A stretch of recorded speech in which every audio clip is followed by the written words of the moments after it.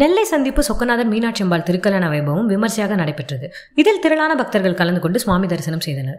நெல்லை சந்திப்பு மேலவரதபுரம் பகுதியில் அமைந்துள்ள 14ஆம் நூற்றாண்டை சேர்ந்த சொக்கநாத சுவாமி மீனாட்சி அம்பாள் திருக்கோவில் திருக்கல்யாண வைபவம் இன்றைய தினம் நடைபெற்றது. இந்த விழாவிற்காக கோவில் நடை அதிகாலை திறக்கப்பட்டு சொக்கநாதர் மீனாட்சி அம்பாளுக்கு சிறப்பு அபிஷேக பூஜைகள் நடைபெற்றது. தொடர்ந்து பொது மண்டபத்தில் சொக்கநாதர் மீனாட்சி அம்பாள் ஆகியோர் திருக்கல்யாண அலங்காரத்தில் எழுந்தருளினர்.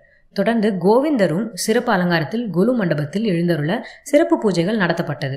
தொடர்ந்து காசி யாத்திரை, பாத பூஜை ஆகிய நிகழ்வுகள் நடத்தப்பட்டு திருக்கல்யாண வைபவம் மீனாட்சி அம்பாளுக்கு சொக்கநாத பெருமான் திருமாங்கல்யம் அணிவித்து வெகு விமர்சையாக நடைபெற்றது.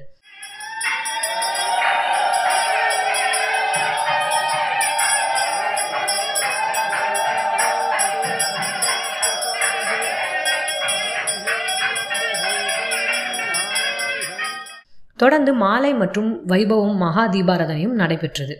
இதில் கலந்து கொண்ட பக்தர்கள் திருமாங்கல்ய சரடு மற்றும் கல்யாண விருந்து வழங்கப்பட்டது. இதில் திரளான பக்தர்கள் கலந்து கொண்டு சுவாமி தரிசனம் செய்தனர்.